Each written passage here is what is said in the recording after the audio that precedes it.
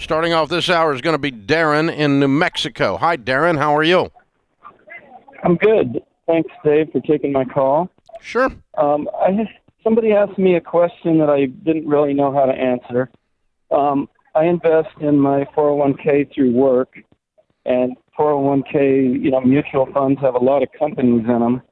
And the question was, how do I justify investing in that if I don't really know that maybe some of the companies are involved in things that I don't support, like gambling or abortion or things that are immoral. Okay. Well, it's kind of like saying, see, when you buy a mutual fund, and the mutual fund buys a share of stock in XYZ company that is engaged in something you don't agree with, okay? That share, when they buy that share of stock, they don't buy it from that company. They buy it from another investor that is selling it. So that company is in no way profiting from you investing in that mutual fund. That company's not getting any of your money. You understand? You're not supporting. You're not supporting. It's like saying I bought a used Chevrolet. I won't buy a used Chevrolet from you because I'm mad at Chevrolet. Like that damages Chevrolet in some way. It doesn't even come up. Now buying a new one from them would be understandable if you were mad at Chevrolet. You wouldn't do that, right? But me not buying a used one from you is not buying a share of stock on Home Depot from you because I'm mad at Home Depot. That doesn't affect Home Depot. They don't care.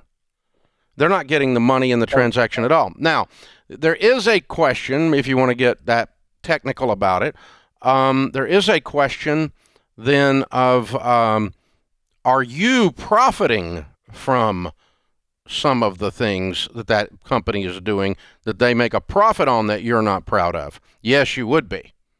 Now that part would be accurate. Now there's two ways to that I've addressed that in my own life. One is you can choose to buy mutual funds that are called clean funds, where they go through and they either are picking companies that match a politically correct narrative, like for instance that they don't buy a company that in some way messes up the environment in their view, or something like that. Or there are clean funds that are along the religious lines of more of the things you were mentioning, like abortion or pornography or alcohol or tobacco or whatever. The best known one of those is a fund that has done pretty well, that does not buy companies that invest in, quote, sin, unquote, it's called the Timothy Fund out of Atlanta. And the Timothy Fund has done a good job with it, and they've actually gotten good rates of return. A lot of the politically correct funds have not done very well. I don't know of one of those that's actually gotten good rates of return. Okay? Now, that's one thing you can do. Now, the second way you can do is, number one, you understand the first thing I was talking about is buying a used Chevrolet doesn't affect Chevrolet. It affects the guy you're not buying it from. So you're not really profiting them, but you could be profiting from that. However, if you're going to start doing that in your life, if you're going to get that nitsy in your life, that the $100 that you put in your 401k, out of that 22 cents ends up that you make some money off of the sale of a tobacco product somewhere down in there, then you pretty well need to stop shopping at your local grocery store, because they got Playboy and wine in there. You pretty well need to shut down your banking arrangement, because most of them support the United Way, which is a big supporter of Planned Parenthood.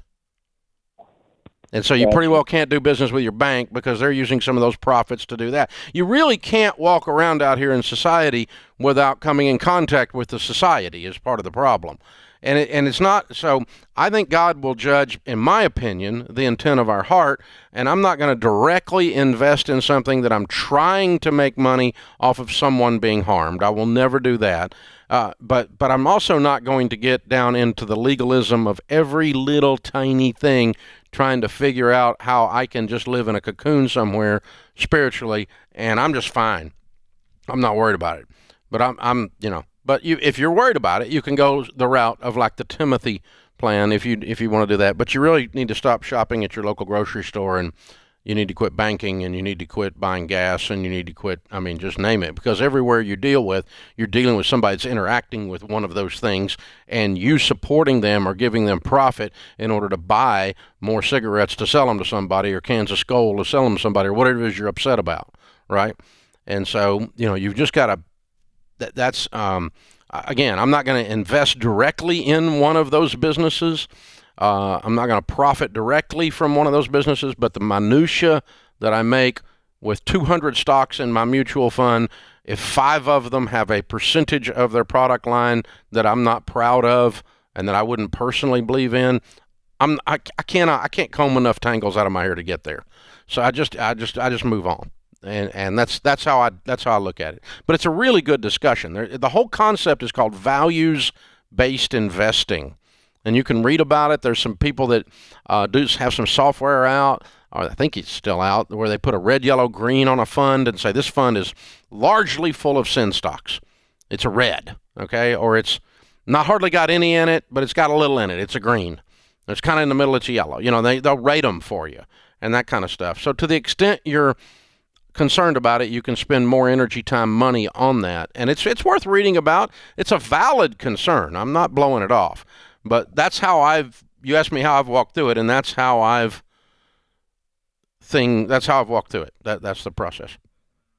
Oh, we have a great blog post about it. Okay, good. That's good news. Yeah, what James says. So check that out. All right, open phones at 888-825-5225.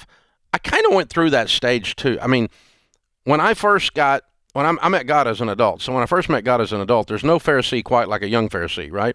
And so I was like into every little jot and tittle. Every little thing had to be perfect and clean, and I wasn't going to intersect with anything, anywhere with anybody. But I pretty well figured out that, I'm walking in a lot of liberty and a lot of grace, and I want to hang out with people that don't necessarily know God, and I don't usually find them in those perfectly clean places. And by the way, those perfectly clean places generally aren't perfectly clean when you get in there. So just an old guy talking, not a theologian. So you figure it out.